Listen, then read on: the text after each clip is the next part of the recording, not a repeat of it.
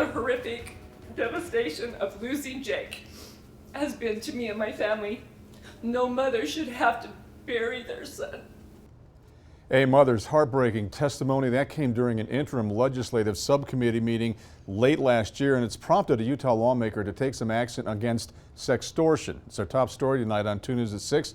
I'm Mark Cabell. And I'm Heidi Hatch. Glad you're with us. In our 2 News investigation last month, we told you how Cindy George's son died by suicide after he became a victim of sextortion. Chief investigative reporter Wendy Halloran is back again tonight with more on House Bill 13. Wendy. Well, Heidi and Mark, State Representative Ryan Wilcox is the chief sponsor of House Bill 13 called Sexual Extortion Amendments. Members of the Law Enforcement and Criminal Justice Interim Committee recommended the bill, many after choking back tears after hearing gut-wrenching testimony from Cindy George. I'm going to show you some of that testimony, and with the help of Sergeant Rob Scott, we are giving parents tips on what to tell your children. We've got to warn these kids, and if there's anything I can do to help with that, I would be happy to do that. We are 100% willing to help give you that megaphone. That megaphone has now also become House Bill 13. Representative Ryan Wilcox filed for the 2025 legislative session.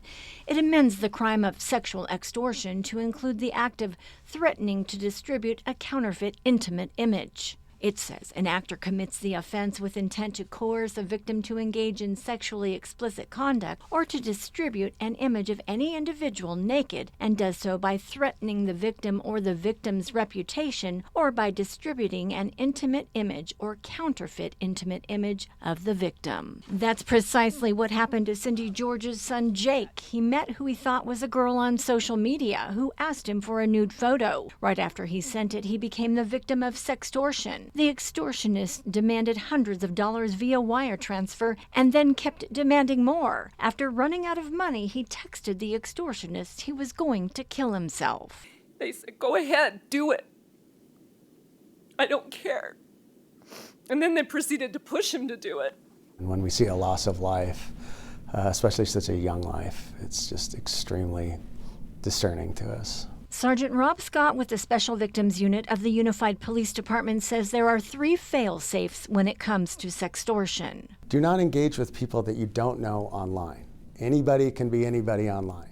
We have 50-year-old men who are pretending to be 14-year-old women and 15-year-old boys. If somebody starts engaging you in a sexual conversation, that should be a huge red flag to you. If anybody asks for you to send a picture of yourself, nude, or your private parts, they are out to exploit you. Tell them, no, I'm not going to send it to you. Have no further conversation and immediately block them and contact the police. Let an adult know. These games like Fortnite and Roblox and the chatting that they do, Call of Duty, there's crazy amount of chatting that goes on with them. Chat rooms where extortionists befriend their potential victims and move to another platform to victimize them. When you've got somebody that's very technologically savvy, they can get into them, they can start to build those relationships, those friendships, and that's really how they build that rapport, and then they move it on to another app. So they can be very dangerous.